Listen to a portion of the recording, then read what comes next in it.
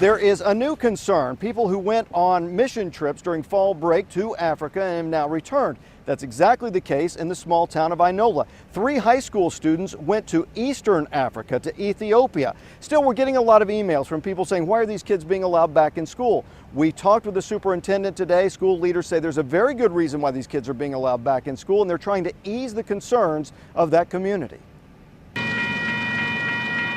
The rumor mill in the tiny town of Inola is running faster than a freight train through the center of town. The issue centers around kids at the Baptist church returning from a mission trip to Africa. Turns out they were in Ethiopia, which is in Eastern Africa.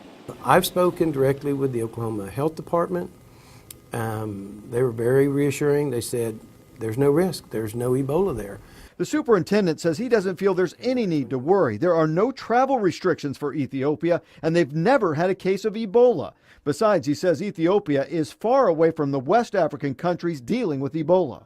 Geographically, it's about as far from West Africa to Ethiopia as it is from Oklahoma to Alaska.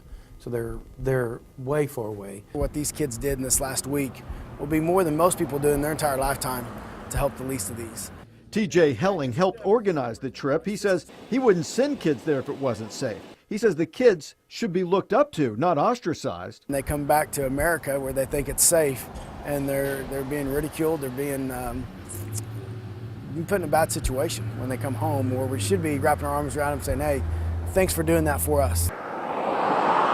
The mission trip is the talk of the town. 18 students stayed home from school today due to concerns, but we found one mother who says she's not concerned at all. I'm not to judge what they do. I mean, I felt comfortable sending my kids, but, I'm not going to sit there and say you're wrong for doing it.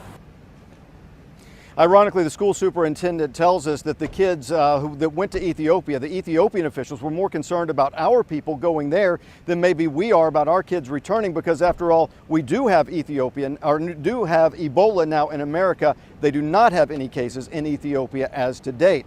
Meantime, the school superintendent tells us that of the 18 parents of the students who stayed home today, he tells us that most of those that he's talked to say their kids will be back in school tomorrow. We'll continue to follow that story. Also, we can tell you we've been following that story of the cruise ship that had to turn around after it was discovered that a Dallas lab tech was on board who had handled Ebola samples. Some students and employees from more public schools were also on that cruise. District officials decided to keep them out of school today, but they've now been given the all clear. Obviously, the decisions were made, again, for the well-being of our students and our staff, and that was the #1 priority and goal.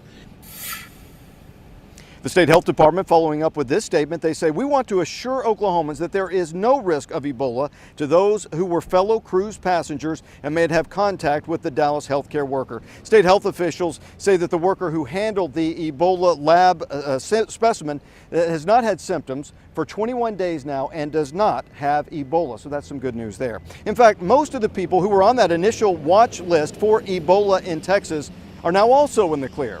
They've passed the 3-week incubation period without showing any signs of the disease.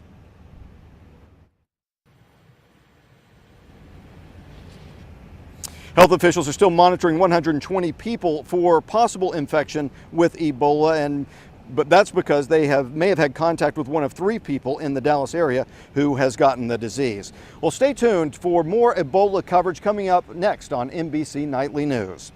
Other headlines now, another